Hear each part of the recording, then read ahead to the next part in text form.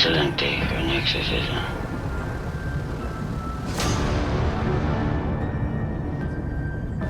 I see dead people.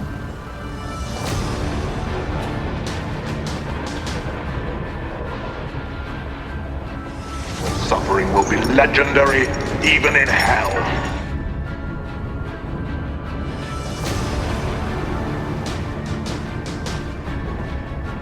It's alive!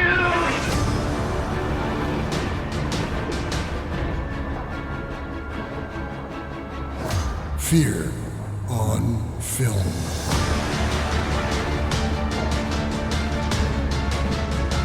Hey, I'm Sean, And I'm Joe, and welcome to the podcast. where we talk about fear, jump scares, Gory kills, the brutal, the gruesome, and the not so gruesome. all in the disturbed and morbid love for horror. Welcome back to Fear on Film, our monthly dive into horror. Alrighty, Sean. Well, before we go anywhere, okay, happy to talk to you again. It's been a while. I'm so stoked and excited about this episode. Oh, hell yeah. But one thing I gotta say, Knicks in 5, buddy. Knicks in 5. I mean, look, it was an incredible win last night. Joe and I were already talking about it, everyone. So the Knicks took it in 5. The game was kind of like, ho-hum. It was a super bummer for New York fans up until the last 7 minutes. And then, like every basketball game that's ever been played in the history of basketball, the last 5 minutes were exciting. Yeah, it was a damn good game. And like we were talking off before we were recording, I mean, I'm a New Yorker at heart. I mean, I have roots in New York, and I root for the Yankees. Sorry, Sean. And Hurtful. hey, you know what? I have love for the Mets too. So All right. Okay. All right. Feel better now. yeah, and the Knicks and all, and I mean, just a beautiful city, beautiful state, and yeah, but it was a damn good game. So Well, congrats. Oh, thank you so much, Joe. But we're kind of interchangeable Lego pieces here because you're my West Coast brother, but you have East Coast ties and you love East Coast teams, and I'm an East Coast guy and I love West Coast teams. Like I love the Lakers. So it's just look, this is the perfect example of it doesn't need to be tied to the geography of where you're from. There's enough love for everybody. Absolutely. Oh, and you forgot to mention the Dodgers as well. Oh no, fuck the Dodgers. Once they left Brooklyn, they were dead to me. Okay, well, No. Okay, I'll give it up for the Dodgers. They're very exciting to watch as well. yeah. Now, okay. Now, before we get into this, and get into all the exciting stuff that's been going on thus far in 2026, I want to play you a little clip of something, a little prophetic clip, and I want your thoughts on this. Okay, Sure. here we go. Now, let's get to this. Okay, I got one question for you. Okay, Sure. horror 2026, one word. Give it to me. It's going to be a weird word, but I really want to get into this, Joe. That word is YouTube. Okay, you remember that? I do remember that. Joe. Now, you talk about a prophetic statement. Like I said before, I can never doubt you. I mean, when you first said YouTube, I was like, question mark on my face. I'm like, why YouTube? And then we have this onslaught of King Parsons and Curry Baker, and now Dylan Clark with Yeah. coming up with Portrait of God. I mean, let's talk about this. Tell me, I mean, And what's look, going on? everybody's kind of sleeping on another movie. I didn't see it, but Iron Lung came out in 2026 and made a boatload of money. Again, I didn't see the film, so I can't speak to it. But again, it's like tapping into this incredibly rich vein of content creators who come from social media and YouTube, and yeah, it's crazy. Yeah, I mean, I'm blown away by it. I mean, and then like I said, we got King Parsons and Curry Baker or Barker, and then Dylan Clark comes around and he hits the fucking lottery. With Sam Raimi and Jordan Peele producing, Joe Russo co-writing the screenplay. Wow, what the fuck is going on? This is amazing. Joe, neither you nor I, let's be fully transparent. We were super excited for 26, but coming off of 25 with Weapons and Sinners, along with at least another half dozen films that we don't need to mention, but at least another half dozen films that were solid as hell, Yeah. made the year what it was, and we were like, oh boy, look at this benchmark of 2025. We're cautiously optimistic for 2026, but it's going to be a really tough act to follow. And then 26 comes along, and honestly, kind of reinvents horror for the moment of what honestly, micro budget horror can do compared to the tentpole IP extravaganzas that we get with the Marvel and the DC universe and Transformers and shit like that, and all of a sudden it's like, oh no, that's right. If you cultivate and support this crop of writer, director, indie creatives, you can get incredibly groundbreaking, beautiful things, and that's exactly what happened. Yeah, and I'm just like I'm floored. I mean, I am the apprentice here. I'm just a Padawan to the great Sean O'Connor. You're the real expert and the real. You got your finger on the pulse on the horror film. Books and movies and trends and it's amazing recording with you because I'm learning so much about the horror genre and what's going on in film. And my hat's off to you, man. You called it. You really did.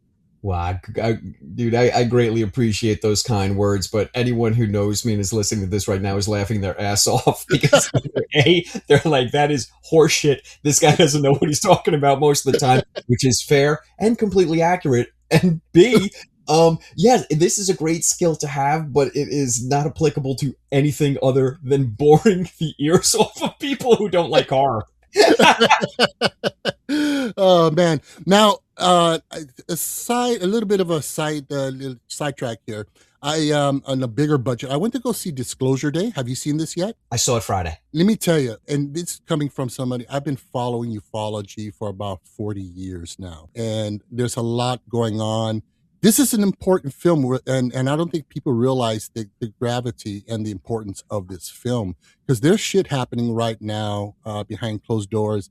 Stuff's coming out, and this movie really, I don't think it's a coincidence that this movie came out the time it did, where we have actual disclosure happening. I mean, for the first time in my entire life, watching the news and watching stuff, and it's being taken as fact. As it's almost like they're out there.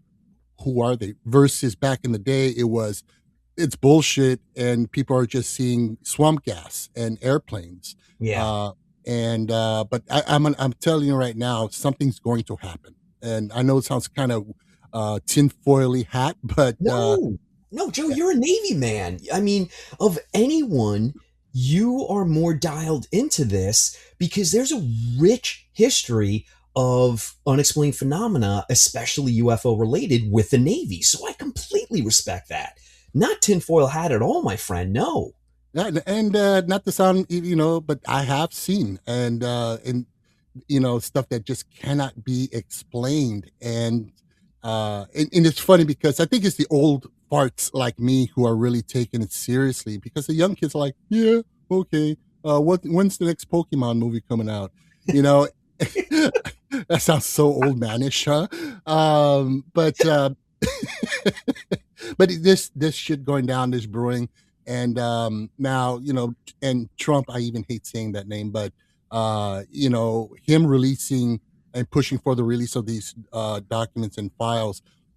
Some saying, oh, he's deflecting attention from the Epstein files. I'm sure that's the case, but also the fact that there's an inevitable global event or something brewing that the government has no choice but to disclose and reveal all these secrets and because and prepare us. I mean, there's been meetings with religious leaders all around the world with government officials saying, "Get your people ready." And dude, I'm right. I'm here for it. I really am. So, okay, my take on the film was love the direction, didn't love the David Koepp screenplay. I felt like there were some huge plot holes, but you know me, I'm I will watch the hell out of any Spielberg film. Mhm. It brings you back to nostalgia from when you saw Jaws and Close Encounters and Raiders of the Lost Ark. He's the master of the set piece. His pacing is, second to none. And yeah, no, I mean it's an absolute thrill ride. Now, to your point, the content, I agree with you. I feel like we are on the precipice of maybe our own disclosure day, Mhm. in Yeah. reality. And I also think maybe it couldn't come at a better time. Not no spoilers for the movie. We're going to spoil the hell out of the films that we talk about. Oh, are we, Joe? Oh, no, no, no spoilers because these are all current films. So, They're all current films, so yeah. Oh man, I gotta watch my dumb mouth then. Okay, so but to your point, I love the message of the film, not so much the ultimate message in Disclosure Day, because I felt it was a little too simplistic, but I Mhm. do love the message of like, hey, everyone, we're not alone here, and right now America is just, we're so insular, and everybody's in their tribe, and it's getting tighter and tighter and more claustrophobic. So I think there's benefit to something that comes along and says, hey, you know what, maybe we should start dismantling those barriers and Mhm. accepting something greater than ourselves. I think that's a really good message at the moment. Yeah, no, absolutely. And without spoiling it, the ending is, it seems it could have come across. I love the ending. Kind of simple and anticlimactic, but it was the most thought provoking ending I'd ever seen in a film that left my head spinning and my jaw dropped and just in silence during the credits. And it's definitely one of my favorite. I mean, it's his UFO trilogy is what it is. All right. Wait. Oh, I'm missing one. What's the third? We got Close Encounters. We got Disclosure Day. What am I missing? E.T. God damn you. Oh my God. Do me a favor and edit that out. See, this is coming hot off the heels of you being like, this man knows everything there is about movies and horror. And I'm like, E.T., haven't heard of it. Is it any good? Oh man, yeah, it's actually pretty darn good. But no, it's and all three films are very different, but they all have a common factor, a common theme, and I think this rounds it off just beautifully. I mean, I know I forgot what state they had it in, but they had a double feature with Close Encounters and Disclosure Day, and that must have been epic, really epic. Okay, Yeah. I'm gonna put you on the spot because I love to do it. It's Highlander rules. There can be only one. Okay. E.T. Disclosure, Close Encounters. Oh, you're cruel. You are cruel. I can, oh, I'm gonna have to say Close Encounters of the Third Kind. Same. Yeah, yeah. I Yeah, mean, and it's a tough choice, bud, for sure. But yeah, it's close. yeah, absolutely. Alrighty, so let's get back to Earth here and Oh, get into our 2026 thus far. What do you say? let's do it. I was telling Joe, I really do feel like it's going to be a lot of samesies, but I have no problem with that whatsoever. I'm down Yeah, for it. yeah. I mean, and it was a very difficult list to put together. And as I mentioned before, I had to change. I have it on a spreadsheet, and I kept putting the numbers on there in order, and then I kept resorting it every time. I'm like, wait a minute, this goes to number one, this is number three, whatever. And yeah, and I'm like, which is the best? And to me, this is my favorite slash best. So my best may not be the best of the year, but it's my favorite. And Wait, team timeout, team timeout. So wait, we're not going to go from 5 to 1. You're starting with your one. oh no, no, no, no, we're starting at number five. We're building that Okay, one. But and then we're gonna do five honorable mentions as well because there's a lot of damn good films, and I got quite a few indies in there as well because there's some damn good stuff that came out of there. nice. Alrighty, so let's get started with this. So now, like we said earlier, there's not going to be any spoilers in this because a lot of these films are relatively recent, so we don't want to ruin it for anybody. But we will give our opines on these films. For sure. So, uh, Joe, I'm going to defer to you. Please kick us off with your number 5. Okay, well, my number five is 28 years later, Bone Temple, directed by Nia DaCosta. And this film basically continues the adventures of Spike as he's introduced into Jimmy's, little gang. And Dr. Kelson, played by Ralph Fiennes, discovers a cure that can alter the world. Um, Beautiful film. This one, I really enjoyed the first one a lot. It was a different kind of 28 years, weeks kind of film, but it was very good. Nia DaCosta knocked that out the park. She gave it heart, she gave it thrills, and she gave it beauty. Yeah. And and there's one scene in there that with the heavy metal music, and this whole performance by Ralph Fiennes was just breathtaking and gorgeous. Okay, I'm going to challenge you again now. 28 years later, Bone Temple. Which one? Bone Temple all the way. Right? Yeah. Isn't that interesting? Yeah, it definitely. I think. And they're beautifully structured. Both these films, because the first one is the setup, and it sets the tone and the mood, and it's almost like, okay, I'm setting you up for what's coming up, and that's where Bone Temple kicks in, and they work beautifully together. And by the way, yeah, they are. I don't know if it's pre-production or development, or in pre-production for the third one. And here's the thing. Oh no, they are. They very much are.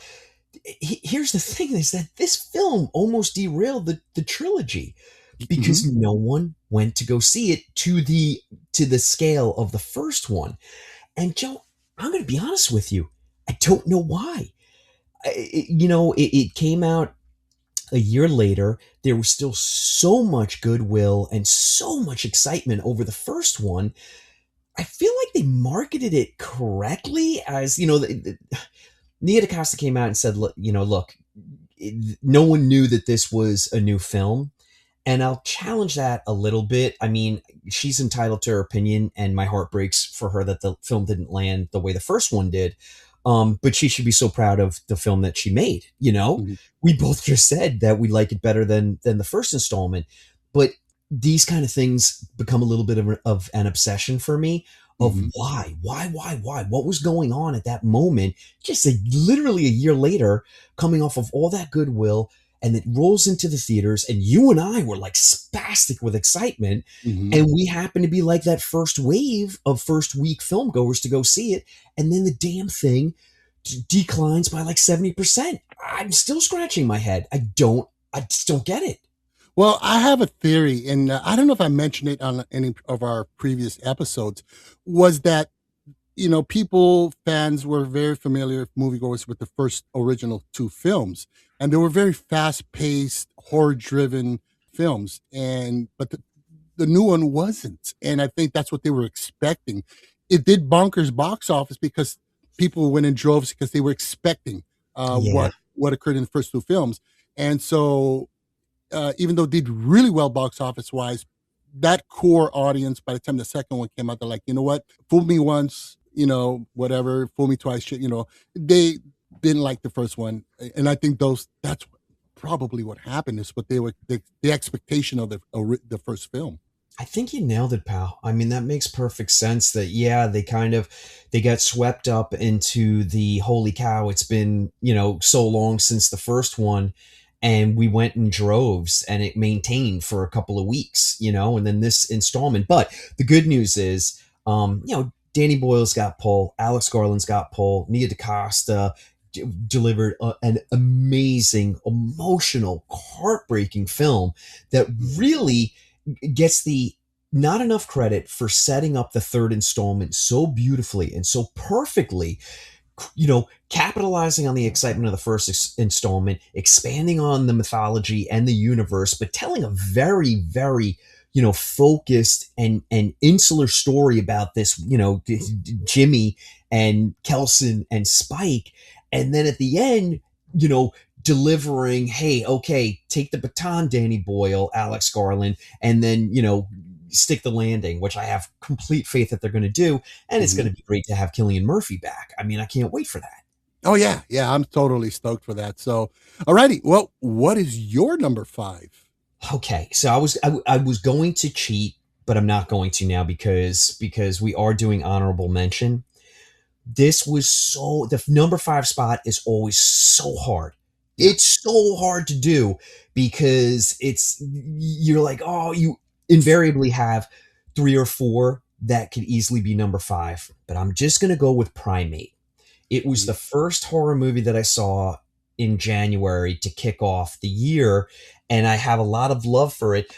Look, everyone, it's nothing more than a nature run amok / kind of creature feature that's done really well by Johann Robert, who is, has done 47 Meters Down and Strangers Prey at Night, my favorite installment of the Strangers franchise, by the way. And he delivers Primate, and it's nothing more than a tongue-in-cheek-esque, campy, gory, with a capital G, thrill fest. And I really appreciate it for the simplicity of it, and I felt like it was a great way to kick off the year. So Johann Roberts directs and wrote, along with Ernest Riera, wrote the script. And again, I'm not going to belabor the point. If you're looking for the Citizen Kane of horror movies, you're not going to find it here. All right. But if you're looking for fun, gory kills, a cast of good-looking young people that get mercilessly obliterated, most of them, and the filmmaker, I really appreciate the filmmaker having fun with that, saying, look, everyone is almost essentially a red shirt, and you come to a movie like Primate to see the kills, to see how they're done with style, hopefully, to drive this, this really simplistic narrative of a chimpanzee that's kept by a family. Always a bad idea, everyone. Always. And it gets bit and becomes rabid. But Joe, you and I talked about this when we talked about the film earlier, or did it? They make a very, very, concrete point to say that there's never been a case of rabies on the island of Hawaii. And there's nothing to disprove that. So, we're really not sure what motivates, other than rabies, the killing spree that the chimpanzee goes on. But who cares? It's so good. It is this weird, bizarre multiverse take on John Carpenter's Halloween. It borrows so much from Halloween that John Carpenter has contacted his lawyers, I'm sure. But it works. I mean, think about that. Here's your pitch session. Okay, hear me out. Halloween with a monkey. And they're like, here's a bag of money, my friend. Yeah, and it also has some Cujo in it. I mean, so much so, my man. Yeah, it's a damn, I love that one. It was a lot of fun. And like I mentioned before, I saw that I had a double feature morning, and it was that and We Bury the Dead, which was dog shit. Yeah. But I really enjoyed, Primate is a hell of a pick. I love that one. All right. It's just good fun. Yeah, that's my number 5. All right. So my number 4. All right. You ready for this? Let's hear it. Primate. I love that you put Primate before 28 years later, the Bone Temple. You know what? As much as I love the artistry and the beauty of Bone Temple, again, favorite versus best, I had to lean towards favorite, and Primate was just a damn good time. I mean, I came out of there with an accelerated pulse, and just breathless. So that's my number 4. It was a damn good movie. I mean, it was Cujo, it was Halloween. It had that 80s vibe. Even the score, like you said before, the score echoed Carpenter's Halloween. So that's my number 4. Dude, I'm gonna watch that again tonight. I'm telling you, it was just so much fun. Yeah. Okay. I told you this is the way this recording is gonna go. So you want to take a guess at what my number 4 is? What is your number 4? You know what? I'm not gonna spoil it because I might get it right, but it's 28 years later, the Bones. All right, look, dude, you beautifully surmised the film and how great it was and everything. The only thing I'm going to add to it is the performance from Jack O'Connell, who is continuing to have this really fascinating unbelievably interesting and creative career for an actor that has actually been, I mean, he's been at it for a long, long time. Don't let that, that young face fool you. This man has been acting for decades at this point, and I feel like he's finally coming in to his groove. And next, we're going to get him in A Quiet Place, the third installment to A Quiet Place. Sorry, is it the third? Yeah, it is the fourth installment. Yeah, the fourth. Into the franchise, and I can't wait for it. Ray Fiennes, Jack O'Connell, Alfie Williams, who plays Spike, Erin Kellyman, who does not get enough credit, who's a really great actor and really does a tremendous amount of genre work. She, just to let everybody know, Erin has been in things like, oh my goodness gracious, what was that? The Willow series that I'm gonna say I think was on Hulu or Apple or something like that. It was on a streamer, but she was one of the leads in it, and she's so good in that. She was so unbelievably good in it. I want to champion Erin Kellyman. I think she's got a really fascinating, fantastic career ahead of her. She has delivered great performances in everything that she's been in, but I get excited about actors, and she's one of the actors that I'm most excited about for future work. And I love the genre work she does. Yeah. Oh, absolutely. Now, you ready for my number 3? I was going to say, let me take a guess. I'm not going to do it. Yeah. What's your 3? Okay. And I've been wanting to talk to you about this since I saw it. I mean, I was so stoked to go see it. And, well, my number 3 is Damian McCarthy's Hokum. Oh, something tells me we'll be talking about this again, my friend. Okay, the first words out of my mouth when my wife and I walked out of this, I turned to her and I said, this movie fucking terrified me. This was so much fun, a good old-fashioned ghost/witch film story, folk horror based, the setting. Adam Scott was fantastic in this.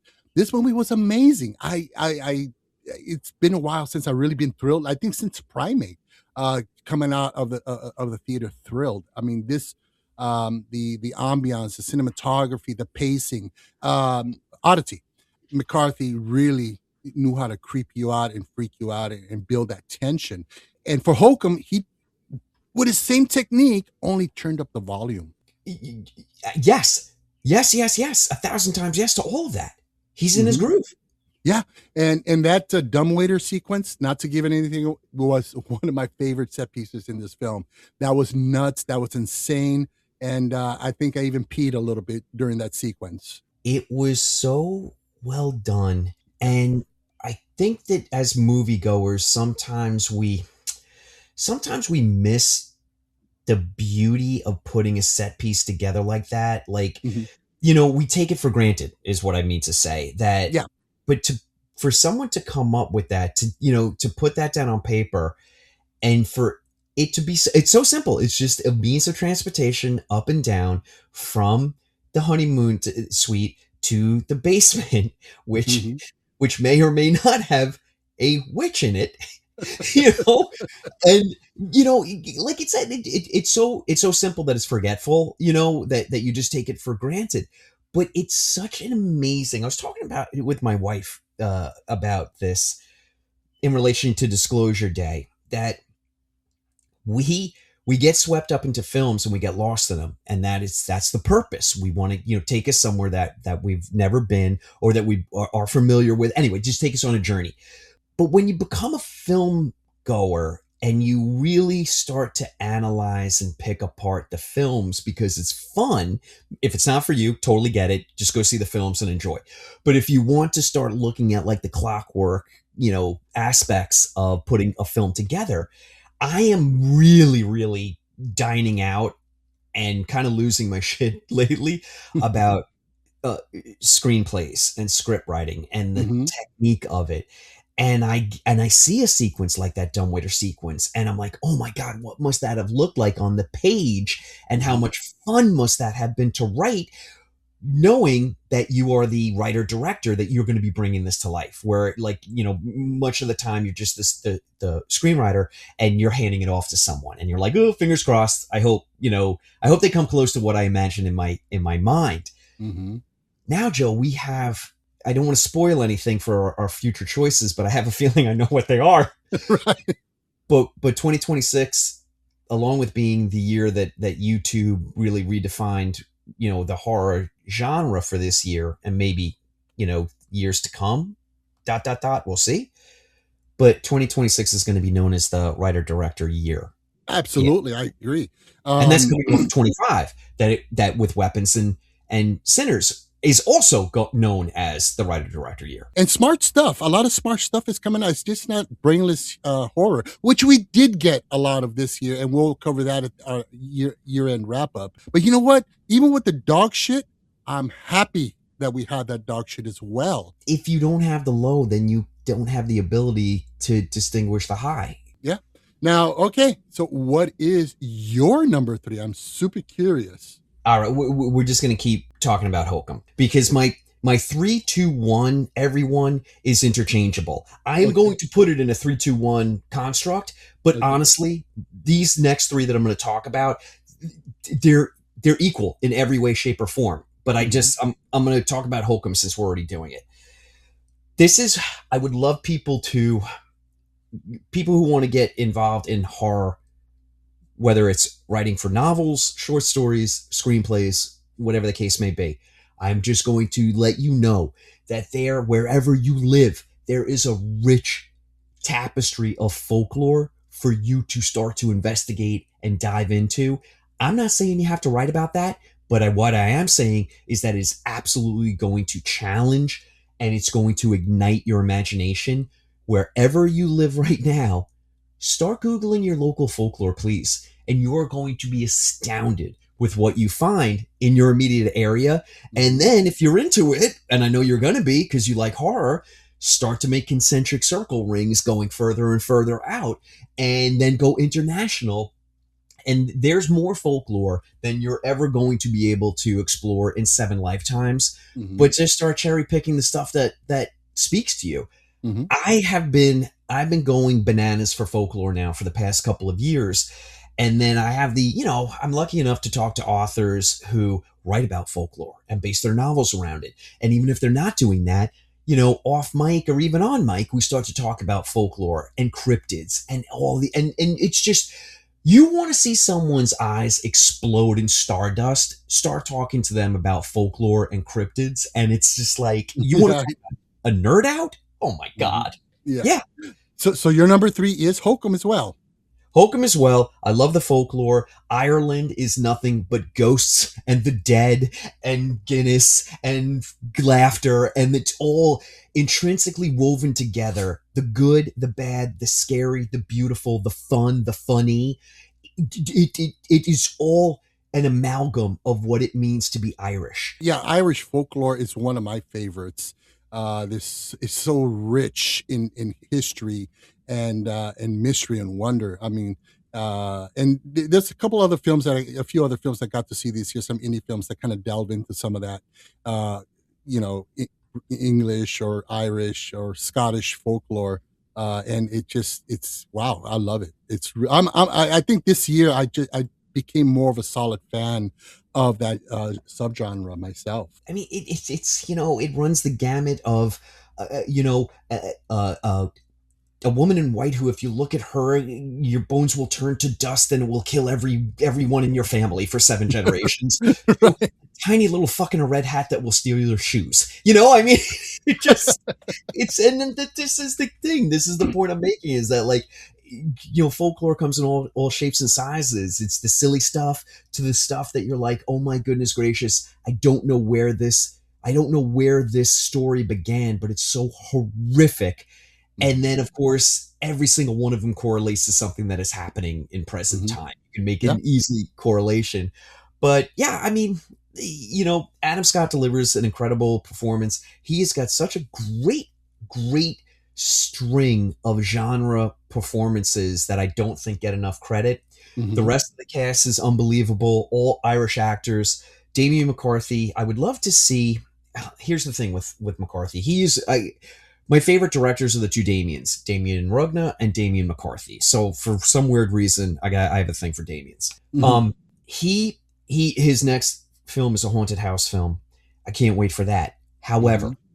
I would love to see what he does with something that he hasn't written. I also hope he never does that, but I do want to see it. Yeah, no, absolutely. Which, by the way, yeah, you've mentioned Rugna quite a few times on this podcast, and I have not checked out any of his work, and I definitely got to check him out. Joe, you've got Adorados, which goes under the name of Terrified for US audiences. Start with that, then go to When Evil Lurks. And yeah, I mean, you're gonna get your socks are gonna blow across the room. You're going to have to then watch like the Muppet movie after both of them to kind of balance, Right? where McCarthy, there's a sense of fun and Yeah. there's a sense of whimsy to the terror. I mean, this dial goes to 11 terror that he delivers, but with Rugna, it's all gas, no break, and it's straight down to Terrorville. Not a lot of laughs, a couple of laughs in Terrified, zero laughs in When Evil Lurks, but it's the pure stuff. It's uncut. It's what you want to shoot into your veins, and you'll love it. You'll love every frame of it, but it will affect you. Okay. Well, duly noted. I will definitely get on my Rugna mission.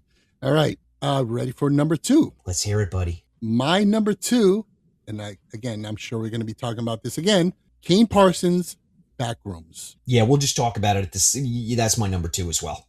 You talk about an exploration into liminal space, mental health. I mean, this movie, it freaked me out. From frame 1, I was uncomfortable. By the last frame, I was just jumping out of my skin, uncomfortable. And that was the point. The lighting, the sound design was fantastic in this. And it just put me in a place that I didn't want to be.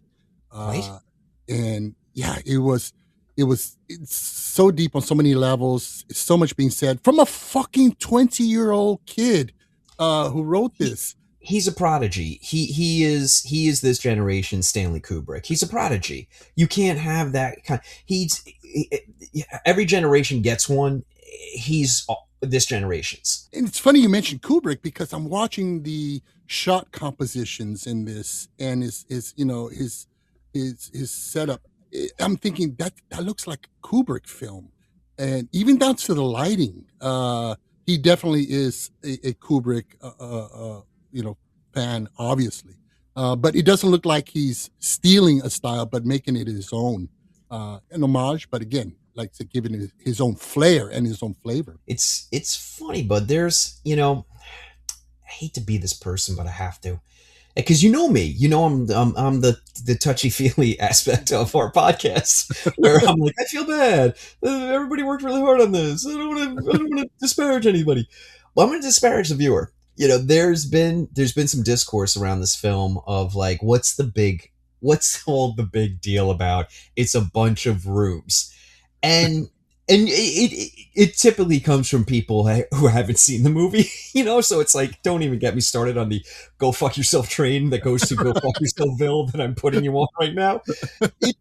But there has been a little, just tiny little bit, the accolades have been monumental, but there has been a little bit of like, I just don't get it, and it's like, okay, you're entitled to not get it, I suppose. And that's fair. Not everything's going to land for everyone. But at that point, I'll challenge you to, it didn't work for you on the screen. I don't know how. Like the theater experience that I had, I felt like people stopped breathing in my screening. Now, I'm an old man. I'm Methuselah. And I was in like a 1:00 screening with every fucking teenager in my town. And I was like, oh, ay Dios mío, this is going to be a bad experience for me because, and I'm sorry, teenagers who are wonderful people, but you never shut the fuck up in a movie and you're on your phone constantly. And it was as if everyone was trapped in amber for 2 hours. Yeah. And literally leaned into the screen. And you could hear a pin drop. And like I said, to my point, like I felt like people were not breathing. Mhm. And then the film ended, and there was this collective, like, everyone kind of like, let their breath out, and then kind of like leaned back in their seat. Like, no one got up and leaned back and was like, oh my God. Like, we all experienced that together. And that's another thing that 2026 is going to be known for, the year that like lured people back into the movie theater. And 2025, I'm looking at you. I'm sorry that you're not really getting credit for it because you actually deserve it. But 26 is where it's really going to land. Yeah, and it's the experience that you had at it was almost identical to mine, and I was like, "Oh fuck," same like you.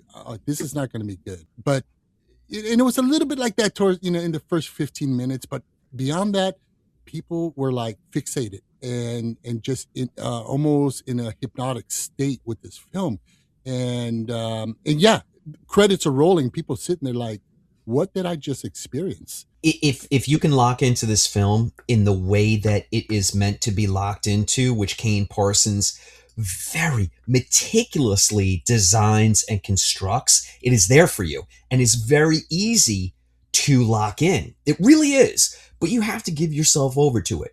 Once Chetawala Ejiofor goes through the wall, again, no spoilers, everybody. I mean, you get, he goes into the back rooms. He's got to get there somehow. So once he goes through the wall of the furniture warehouse, that is the moment that you're either with the film or you're not. Mhm. Everyone bar none was with the film the moment that happened. And then it really, I want to talk about this film as less of a film and more of an experience. And you could almost say the same about Obsessions, and we'll get to that in a minute because I know that's your number one and it's mine too. So we'll get to it in a minute. But like these films, unlike the beautiful films of 2025 that were thrilling and so exciting to watch, but Obsessions and Backrooms are almost defined as experiences and less of films, which is to say that in 2026, after a solid, ever since the Marvel movies, which I love, came along, and IP has been the dominant juggernaut for the film going experience for the past 20 years, there has been this death knell of, other than those quote unquote experiences on the IP level, which plays into our nostalgia, there is nothing else that will offer this. And then 2026 comes along with two films in the same month, both horror, that says hold my beer and by the way fuck you, and writer director driven projects can be and will be and are of the moment and exciting and will change you if you allow them. And that, my friend, is, we did not think that we would get this. And I know people are listening to this right now and they're like, my guy, you are so over your skis right now with your enthusiasm.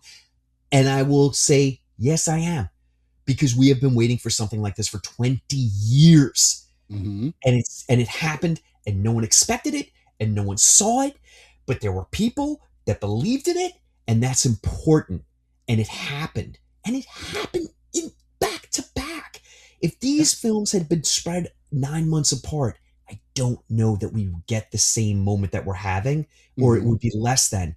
But the fact that it happened in the month of May, and it has now changed, there's been a little bit of a sea change. And also, by the way, Widow's Bay, I'll look at you, you beautiful bastard, and Kate Dippold, and Hiro Murai, and what they're doing with Apple. This is a moment in horror, but also in filmmaking and in storytelling that is, it's akin to going back to the writer-director heyday of the early 70s. And that's not bullshit. And it is happening in front of our eyes, and we're on board with it, and we are lucky to have it, people. Yeah, no, absolutely. I mean, monologue over. No, and to your point, where you talk about how some people just, teenagers or whatever, they didn't get it. You're right. They're entitled to their opinion. They say, it was boring. I didn't get it. I respect that. But at the same time, I feel sorry for them and I feel bad for them because they did not experience this film, for what it really is, what it's saying. There's such profundities in back rooms and stuff that, you may not be getting as you're watching it, but you know there's something being said. You don't know what it is, but you just go along for the ride and you just figure it out later as you gestate hours after the film. And it does make me feel sad for those who don't get it, who don't see that, who don't experience that. Joe, the kids are all right. Trust me. You and I didn't get The Shining in '80 when it came out. You and I didn't understand the sexual politics or the religious implications of paganism and Christianity in The Wicker Man the first time we saw it. We didn't understand half the shit that we saw when we were younger. But you go back to it when you get a little bit of life experience and maturity. Trust me, the kids are all right. It's going to be all good. They'll come back to it, when they get a little salt and pepper in their hair and a little bark, it gets scratched up a little bit by life, and then they'll appreciate it more. It'll be waiting for them. And I get excited about stuff like that. They don't need to get it right now. Yeah, you're absolutely right. I totally agree. And you're right, because, The Shining, I'm like, oh, it's just a spooky movie. And then watching it years later as I grew, so often, the subtext that we didn't get could fill the Raiders of the Lost Ark warehouse, and still can, Yeah, That's great. it's the gift that keeps on giving. You watch it every time, every new viewing, you're going to get something different, something new. And I think that's where Backrooms is going to, if I watch this a year from now, I'm going to be like, fuck, why didn't I get this the first time? And that's the beauty of this is not just horror, but it's smart horror. And we're getting quite an influx of these type of films that make you think, even Hokum, makes you think.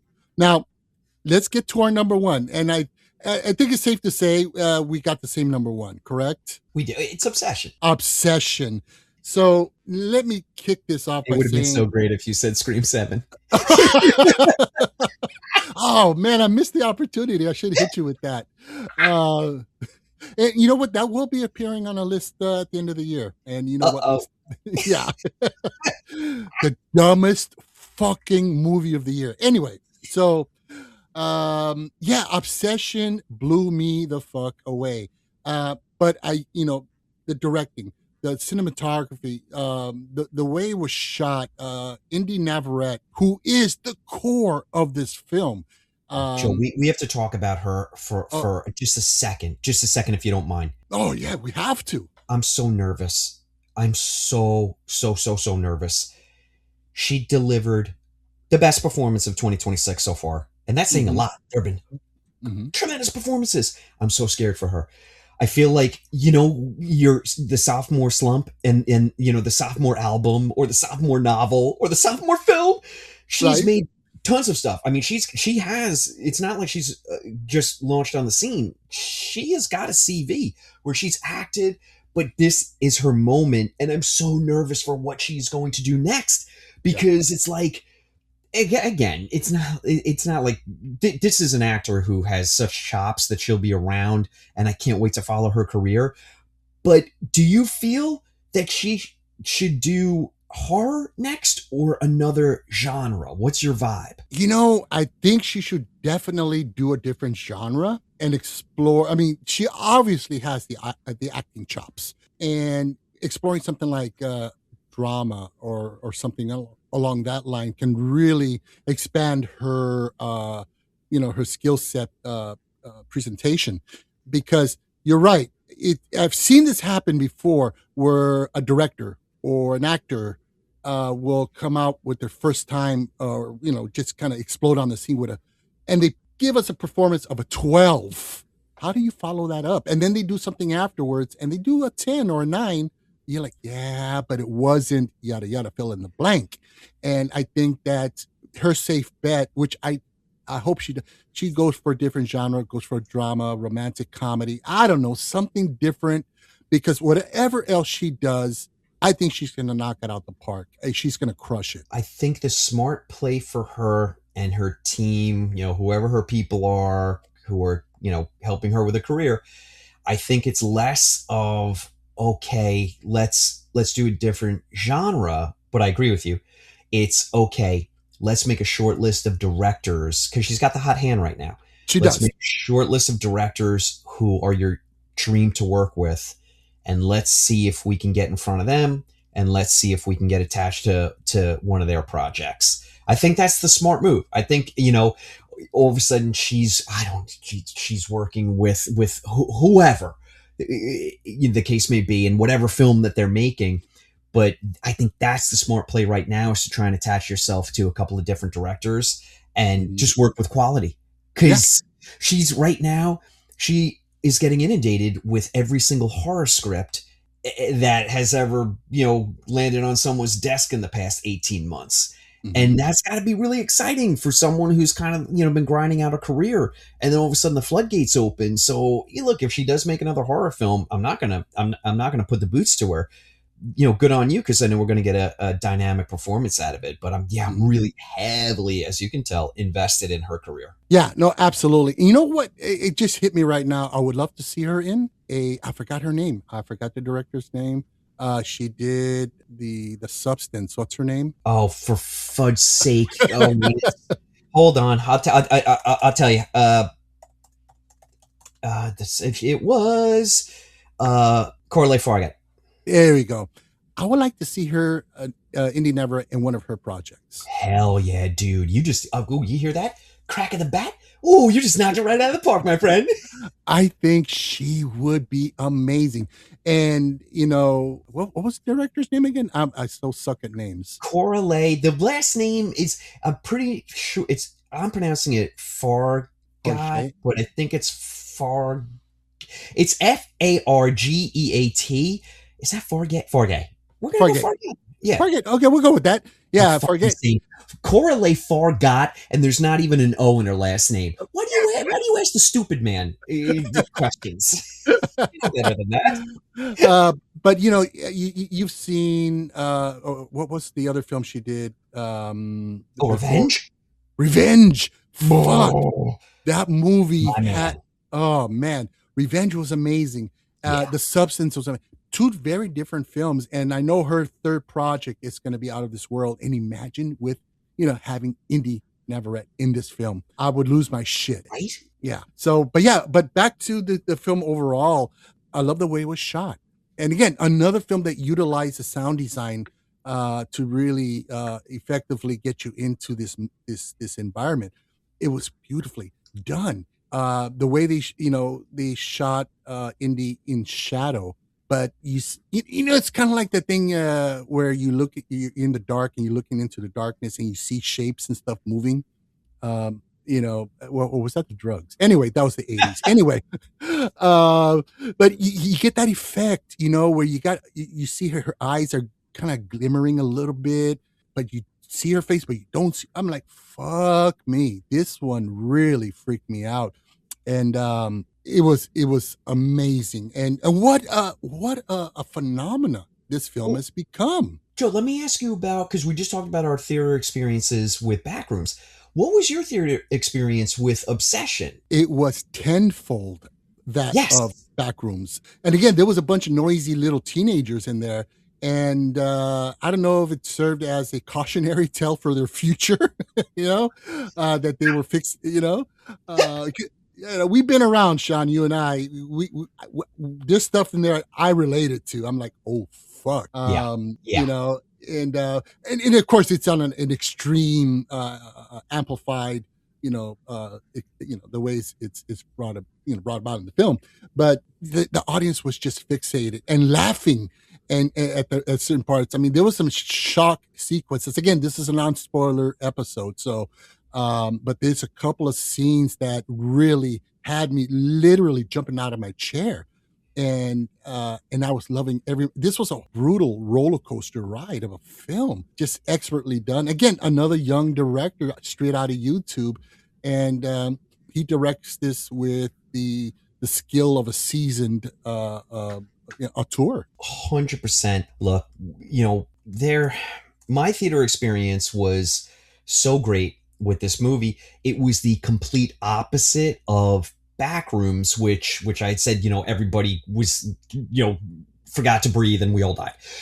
For Obsession, it was a roller coaster ride that, by the way, I pronounced Curry Barker as Cubby Barker last episode. Oh. And if you heard that, listener, please send me hate mail if this idiot doesn't know what he's talking about, and I will send you $1. Curry Barker, he was in full control of everything, and it's so impressive.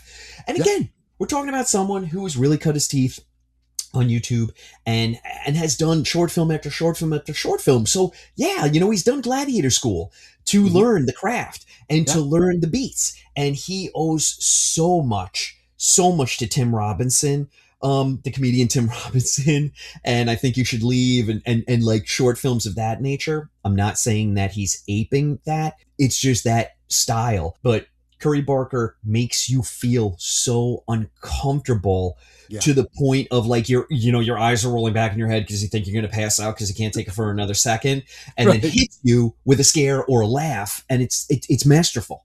Yeah, it really, really is.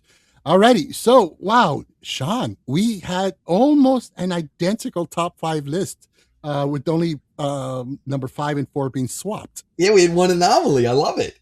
Man, it's incredible. I mean, again, as I was putting my list together, I'm like, yeah, we're going to be very close, but I didn't know how close. But just a phenomenal set of films. These top 5 were. So, and just only the half the year. We still got a shit ton of movies coming out, both on the indie scene and the studio scene. So it's going to be really, really fun to see where 2026 leads us. So now let's get into our honorable mentions, because this was a tough list to put together. And so some of these from my honorable list, they were in my top 5 initially, but they kept dropping down. So I'm going to flip the script on you, Sean. You give us your number 5 first. Again, this is so hard. It's gonna be Lee Cronin's The Mummy. Okay. Oh, good one. That was in my top 5 initially. It's so that's the thing. This was my 5, and then it was also Primate, and then it's also what is going to be my number 4 for honorable mention. They were interchangeable because they were all so good. But Lee Cronin's The Mummy, it's less a mummy movie, it's more Evil Dead movie. Okay, like I don't know why that's a bad thing. People got so upset because the title was The Mummy, but okay, it wasn't. But it was a great horror film, and it was banana cakes in the third act. And that's why we go see horror movies, to get thoroughly entertained and have a great experience. Yeah, absolutely. And like I mentioned when with our last episode, we covered The Mummy. Yeah, I saw this right before lunch, had plans to have a nice hoagie or something and a beer. And I just ended up with the beer because I couldn't eat. I was just so disgusted with this. Oh man. But yeah, damn good pick. That is a good one. Now, my number 5 is a little indie film that I had the pleasure of watching and discussing the film with the director on an interview episode that I had. The film is called Dreamland Awaits. Oh, yes. Okay. And this is directed by Demeter Laurent. And it's basically a film about a detective, a troubled detective. And, the film just kicks off into the plot where he's directed towards an abandoned house, and he gets a mysterious phone call, which is standard, like, you will do this next. And, and he gives them instructions every 8 hours to do a specific task. If not completed, his wife and daughter will be murdered that he has. And it's very atmospheric. It's very, it's a slow burn creeper. You don't know exactly where it's going sometimes, but you don't care because you're going to go get somewhere. And it has an ending that had me both shocked and laughing at the same time. Not to spoil it, but it's one of those endings you're like, whoa, oh shit, really? And I was just totally, enamored with this film. And Demeter is a damn good director. He knows, and with a super micro budget, he was able to achieve what most studios can't with a multi-billion-dollar, almost multi-million-dollar budget. And my hat's off to him. So that's my number 5. All right, cool. I have to check that one out. You keep putting that on my radar. I got to pull the trigger on that one. Yeah, definitely worth a watch. So what's your number 4? My number 4 is going to be Thrash, which was actually on Netflix, so I don't know if that's a cheat. You know me, I love sharksploitation. I thought that this movie it was so unfairly maligned. I don't really know why, but Tommy Wickle, he directs fun movies.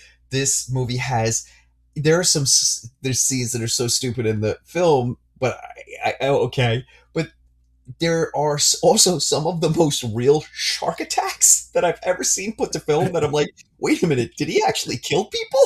Like, it was just, yeah. I mean, it's stupid, silly, fun.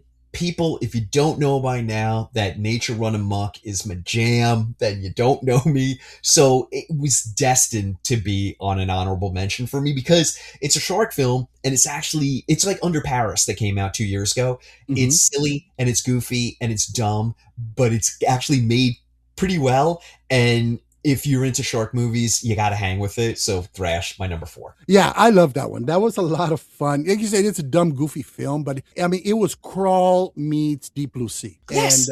and I loved it. It was so much. There was, and it did have one eye rolling scene. I'm gonna spoil that one little scene. Fuck it. Where she's with the kid in the water, and the shark's coming towards her, and she's screaming and blah blah blah. The shark comes and she punches the shark. And the shark takes. I'm like, I rolled my eyes, but I was laughing my ass off. That movie's definitely a lot of fun. A good pick, man. I like that one. A woman has a child in the water while a shark is zeroing in on her and then puts the child on a crate and says, "Stay here, baby. Mama has to go, I don't know, beat the shark up." And I was like, I think on my deathbed, I want to watch this film. So stupid. It's so stupid. It's great. Oh, anyway, Yeah. It's there for people. It's on Netflix. Alrighty. Well, my number 4 is Rod Blackhurst's Dolly. Oh, Joe, you're making me crazy. I haven't seen it yet. It's in my queue on Shudder. Oh man, this one is disturbing. It has this grindhouse look to it. You can definitely tell there is a Tobe Hooper Chainsaw Massacre influence in its style. But yeah, it's pretty disturbing on the same level that I think Barbarian was, and a couple of key scenes in that. But a totally different film from that, of course. But this movie is, you want to take a shower with bleach after this film. So I heard nothing but good things about it from every single person that saw it. yeah, good stuff. Good stuff. All right. So what is your number 3 honorable mention? They Will Kill You, which is on HBO Max right now. It went. It also came on the heels of Ready or Not 2, which has very similar, like, you're being hunted by demonic rich people vibe. I thought they Will Kill You was done so much better. I really did not like Ready or Not 2. Mhm. Although I love Samara Weaving and I love Catherine Newton. I actually love Mhm. everybody who was associated with that film. I just didn't like the film itself. Mhm. This is fun. Zazie Beetz is incredible. She really is. She plays such a great action movie heroine. Mhm. And you're immediately on board with her. And the stunts are bananas. I really kind of loved the ultimate reveal, and no spoilers, the ultimate reveal of like the satanic, I'm doing air quotes, the satanic like machine that drives everything in this building. And it's almost kind of like a video game, like a scrolling video game at points. Right. And it's violent as hell. But what I really do love about it, I like it when my movies know what they are and have a sense of humor and they're in on the joke. And this movie is that completely. This film was directed by, crap, Joe, hold on one sec, by Kirill Sokolov, who he directed a movie, I think it's called Why Won't You Just Die? Oh, yeah. Mhm. Has been on my like TBW, to be watch list forever. And I have a feeling it's going to be the same vibe that They Will Kill You is. So I can't wait to watch it. But anyway, yeah, it's on HBO Max, peeps, if you want to check it out. Yeah, definitely. I have not seen it yet now. And Nice. Yeah, it was on my radar. It really was. But I mean, I just been on this wave of horror films, just watching tons of movies, and that one kind of slipped away. But I'm gonna check that out probably tonight. Dude, All right. this is why you're gonna think of me when you watch it. The robed devil worshippers in the film and some of the music drops and score are very much the Omega Man. So you're Oh my fuck this movie and fuck O'Connor. Okay, well, I'm definitely curious now. Now, my number three is another indie film called Capture, and that's directed by Bruce Wemple, and Okay. and it's basically a haunted object kind of film. Oh, you know Uh, I love that, Joseph. oh, Sean, watch this one. You will Yeah. not regret. It is really good. It kind of like mixes in. It's kind of like partial found footage and straightforward standard narrative kind of storytelling. So it kind of fluctuates a little bit back and forth, Okay. and it has to do with a camcorder that has some some gruesome secrets about this young lady's past, her family's past, and it's very atmospheric. It's very creepy, and some very interesting devices used to show this entity, to expose it. The reveal. But it's a damn good film, well shot, and the cast is great. So yeah, that's my number three. Film called Capture, and definitely put this on your list. It's a damn good film to watch. Oh, dude, I'm all over that one. All right. Very good. Very good. All righty, you're number two, sir. My number two is a film called Kraken, which is directed by, it comes from Norway, Okay. and it is a creature feature. Kind of, I guess I could go as far as to say a kaiju film. Yeah, Hmm. I think that's safe to say. It's directed by Pal Ole. I am butchering the pronunciation because it's Norwegian, but that's the way it's spelled. Pal Ole. Yeah. Anyway, and then a bunch of actors with Swedish names, Norwegian names, and I can't pronounce any of them, but it is essentially what the title suggests, that there is a kraken, and Mm. all of a sudden it makes itself known, and it's very much along the same lines as Jaws. Like, there are people that want to cover this up because it don't fuck with the money, and then there are people, the good people, who are like, no, we need to let the world know.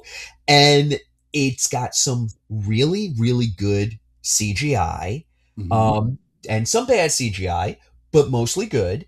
And the story is engaging. And if you're into big monsters, and who isn't, we haven't really had one other than the Kong Godzilla franchise, really, and the Troll franchise on Netflix. But we're a little starving for giant monsters these days. Mm. So Kraken, have at it. It just landed on demand this past Friday.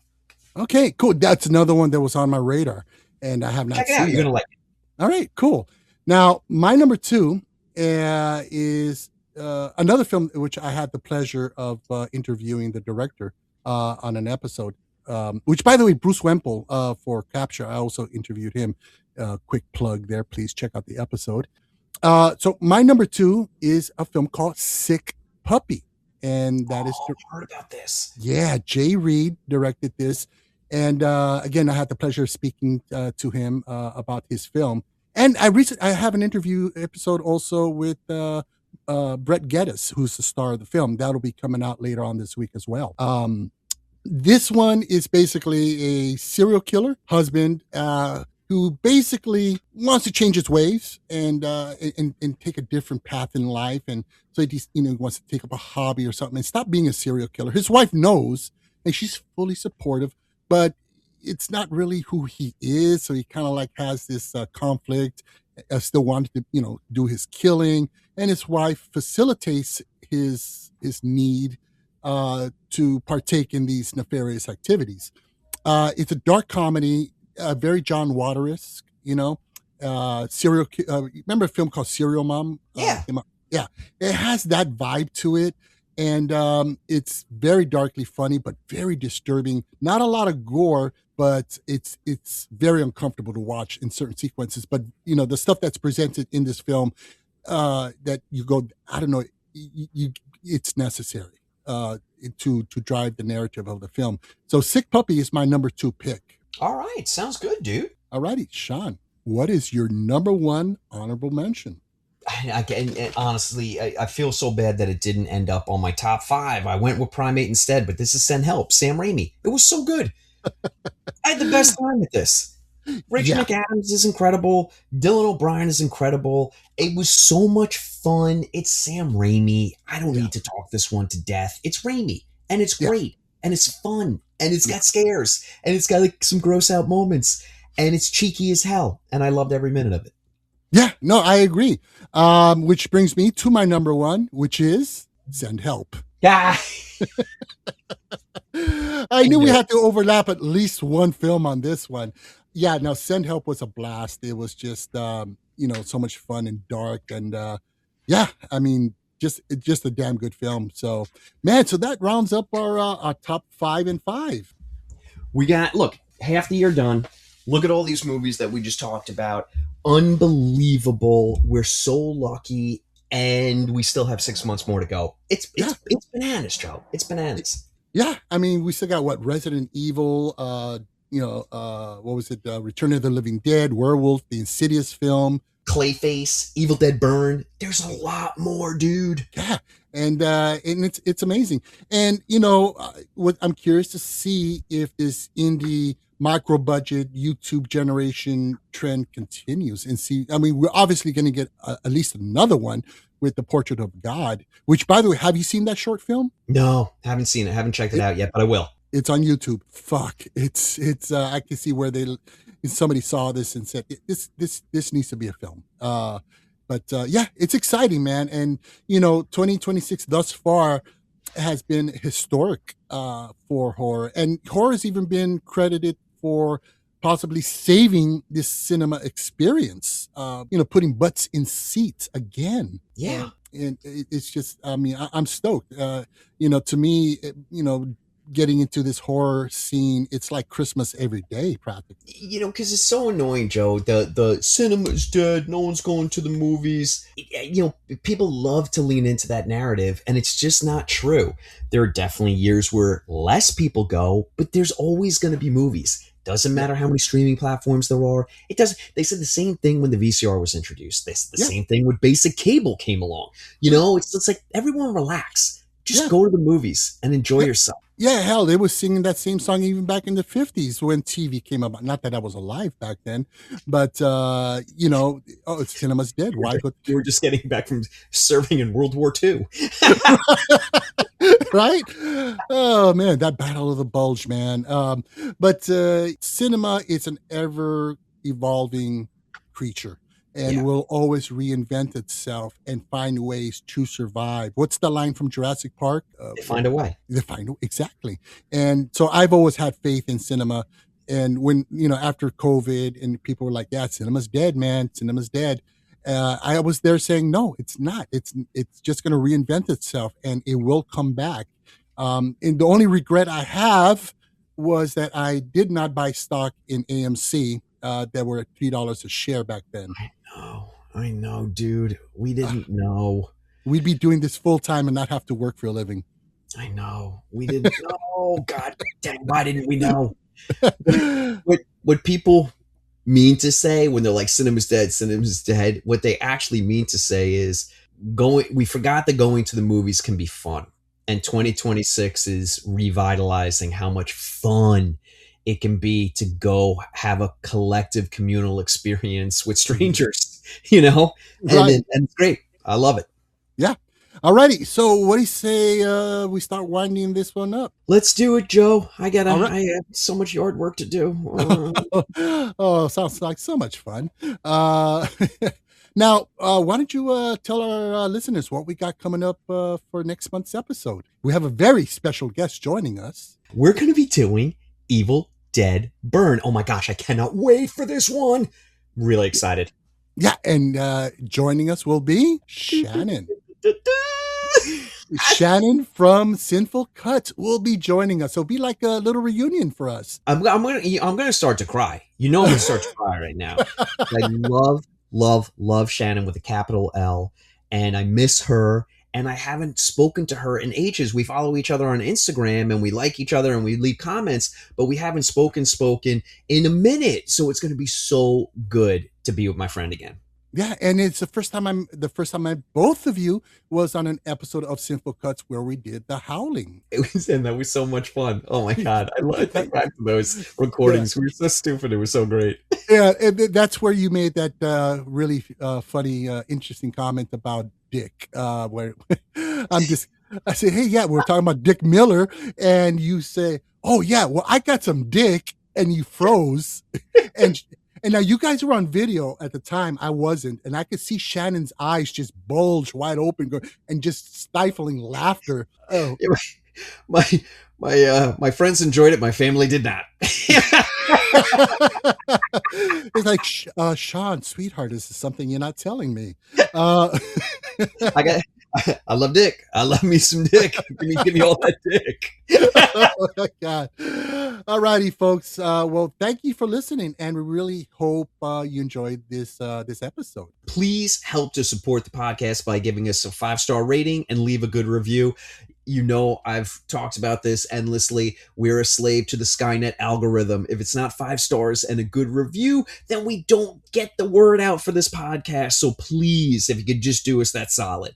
Another way to support us is to subscribe, of course, and to follow us on Amazon, Spotify, iHeartRadio, Deezer, Audible, Boomplay, or wherever you get your podcast fix. And you can also catch me on the Film Joe podcast and Adventures in 80s Cinema, available on all the same platforms. And you can find me over at macabredaily.com, or you could follow me on Instagram at SeanOC32. That's at SeanOC32. All right. And you can also find us on Instagram, TikTok, Threads, Blue Sky, YouTube, all this stuff there in our Linktree link below. And there's also a new link in our show notes for Film Joe interviews, where I have a playlist of all the interviews that I've done in one good place. If you like that kind of thing, want to hear interesting insight from indie filmmakers, that's the spot to check out.